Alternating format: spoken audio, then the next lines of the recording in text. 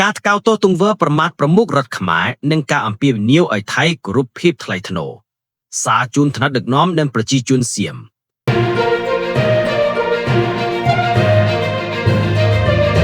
សៀមជាប្រទេសដែលមានព្រះមហាក្សត្រនិងមានប្រពៃណីទំនៀមទម្លាប់ញាក់កាន់ព្រះពុទ្ធសាសនានឹងគេដែរដែលជាប្រទេសមួយមិនធ្លាប់ស្ថិតក្រោមអាណានិគមបរទេសជាប្រទេសស្ថាបនិកមួយរបស់អាស៊ាននិងជាប្រទេសមានសេដ្ឋកិច្ចខ្លាំងមួយនៅក្នុងតំបន់ដែរប៉ុន្តែបច្ចុប្បន្នសៀមបានក្លាយទៅជារដ្ឋមួយដែលគ្មានភាពខ្មាស់អៀនបាត់អស់ភាពថ្លៃថ្នូរនិងក្លាយជារដ្ឋមួយដែលមានប្រព័ន្ធដឹកនាំជាតិគ្មានក្បាលគ្មានកន្ទុយនិងធ្លាក់ចុះទៅជារដ្ឋមួយដែលគ្មានទិសដៅច្បាស់លាស់ដោយសារប្រព័ន្ធដឹកនាំជាតិដែលរងគូរងគឿនិងការប្រព្រឹត្តអំពើអសិលធម៌ហើយថ្មីនេះទង្វើដ៏អន់ថយរបស់ជនជាតិសៀមមួយចំនួនបានកើតឡើងជាថ្មីទៀតដោយបានប្រមាថសម្ដេចតេជោហ៊ុនសែនប្រមុខរដ្ឋស្ដីគីនិងជាប្រធានព្រឹទ្ធសភានៃប្រជាជាតិកម្ពុជាដែលជាអក្សរជនដ៏គួរឲ្យគោរពមួយរូបរបស់ប្រជាជនខ្មែរទង្វើនេះមិនមែនជារឿងថ្មីនោះទេប៉ុន្តែលើកនេះវាបានកើតឡើងដោយផ្ទាល់ពីកងកម្លាំងសៀមដែលបានយករូបសម្ដេចតេជោធ្វើជាផ្ទាំងស៊ីបនៃល្បែងបានយករង្វាន់ទោះបីជាសម្ដេចតេជោបានទទូចសុំឲ្យប្រជាជនខ្មែរមិនតបតទៅនឹងទង្វើដ៏អសិលធម៌នេះក៏ដោយ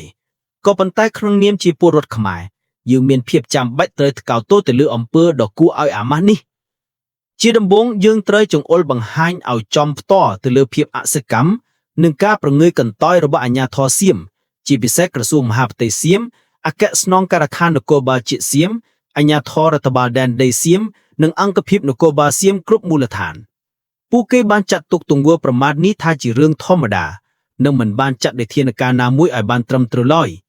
ការមិនអើពើនេះបានបង្ហាញឲ្យឃើញនូវភាពកំសោយនៃប្រព័ន្ធច្បាប់សៀមនិងភាពខ្វះការទទួលខុសត្រូវរបស់អាជ្ញាធរមានសមត្ថកិច្ចភាពអន់ថយនៃច្បាប់សៀម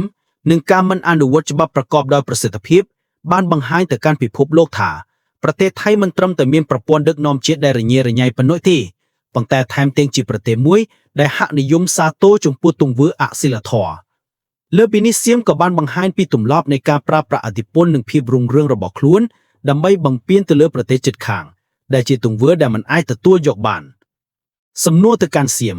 តើភាពថ្លៃថ្នូរនៅឯណាដើម្បីឲ្យបានច្បាស់លាស់យើងសូមលើកជាសំណួរមួយចំនួនទៅកាន់ថ្នាក់ដឹកនាំនិងប្រជាជនសៀមការគោរពប្រមុខរដ្ឋសម្ដេចតេជោហ៊ុនសែនជាប្រមុខរដ្ឋស្ដីទីនៃកម្ពុជាដែលទទួលការប្រទានសិទ្ធិពីព្រះមហាក្សត្រប្រជាសៀមក៏មានព្រះមហាក្សត្រដែលជាប្រមុខរដ្ឋដូចគ្នាប្រសិនបើមានពលរដ្ឋខ្មែរណាមួយយករូបព្រះមហាក្សត្រសៀមទៅធ្វើជាគោលដៅនៃទង្វើប្រមាថបែបនេះតើប្រជាជនសៀមនឹងមានអារម្មណ៍បែបណាតើអាជ្ញាធរសៀមនឹងនៅស្ងៀមឬនឹងចាត់វិធានការយ៉ាងណាការប្រមាថមេដឹកនាំសៀមប្រសិនបើមានជនជាតិសៀមឬសូម្បីតែពលរដ្ឋខ្មែរយករូបថ្នាក់ដឹកនាំសៀមទាំងដែលកំពុងកាន់អំណាចឬអតីតមេដឹកនាំមកធ្វើសកម្មភាពប្រមាថតើអស់លោកនឹងមានប្រតិកម្មបែបណាតើអាជ្ញាធរសៀមនឹងនៅស្ងៀមដោយករណីបច្ចុប្បន្ននេះឬវិន័យនៃកងកម្លាំងសៀមចំពោះអង្គភាពកងកម្លាំងសៀមតើតម្លៃនិងកិត្តិយសរបស់អ្នកនៅឯណាតើភាពថ្លៃថ្នូរនិងវិន័យដ៏ល្អរបស់កងកម្លាំងសៀមបានទៅណាបាត់ចំណែកឯជនជាតិសៀមដែលប្រព្រឹត្តទង្វើនេះតើឪពុកម្ដាយនិងសាលារៀនរបស់អ្នកធ្លាប់បានអប់រំអំពីសីលធម៌និងភាពជាមនុស្សថ្លៃថ្នូរដែរឬទេភាពថ្លៃថ្នូររបស់ខ្មែរតើពលរដ្ឋខ្មែរមិនអាចធ្វើទង្វើអន់ថយបែបនេះបានទេឬចម្លើយគឺយើងអាចធ្វើបានប៉ុន្តែខ្មែរយើងមានភាពថ្លៃថ្នូរនិងគោរពគោលការណ៍របស់ថ្នាក់ដឹកនាំយើងមិនចង់ឲ្យប្រជាជនសៀមឈឺចាប់ដោយអ្វីដែលពួកគេបានធ្វើមកលើយើងនោះទេការប្រាជ្ញារបស់ប្រជាជនខ្មែរក្នុងនាមជាពលរដ្ឋខ្មែរយើងនៅតែបន្តគោរពតាមការណែនាំរបស់សម្ដេចតេជោហ៊ុនសែនប្រមុខរដ្ឋស្ដីទីនិងជាប្រធានព្រឹទ្ធសភានៃប្រជាជាតិកម្ពុជាព្រមទាំងគោលការណ៍ដឹកនាំរបស់សម្ដេចមហាបវរធិបតីហ៊ុនម៉ាណែតនាយករដ្ឋមន្ត្រីនៃប្រជាជាតិកម្ពុជាយើងនឹងបន្តរួបរวมសាមគ្គីគ្នាពង្រឹងស្មារតីជាតិឲ្យកាន់តែរឹងមាំនិងប្រកបដោយភាពថ្លៃថ្នូរទន្ទឹមនឹងនេះយើងមានការអាណិតអាសូរចំពោះប្រទេសសៀមដែលមិនខិតខំផ្សះផ្សាយភាពបែកបាក់ក្នុងជាតិរបស់ខ្លួនបែរជាមកបង្កចំនួនបំពានទឹកដីនិងប្រមាថមេដឹកនាំខ្មែរ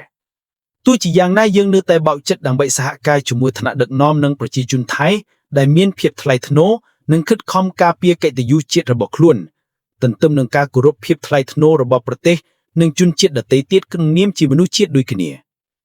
ហើយយើងអំពាវនាវឲ្យអាជ្ញាធរសៀមនិងប្រជាជនសៀមទាំងអស់ពិនិត្យឡើងវិញនៃទង្វើរបស់ខ្លួន និងចាត់វិធានការដើម្បីទប់ស្កាត់អំពើអសិលធម៌បែបនេះ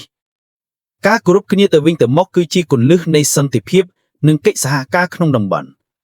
យើងសង្ឃឹមថាសៀមនឹងងើបឡើងវិញជាប្រទេសដែលមានភាពថ្លៃថ្នូរនិងជាដៃគូដ៏ល្អសម្រាប់បណ្ដាប្រទេសជិតខាងដើម្បីសន្តិភាពនិងវឌ្ឍនភាពរួម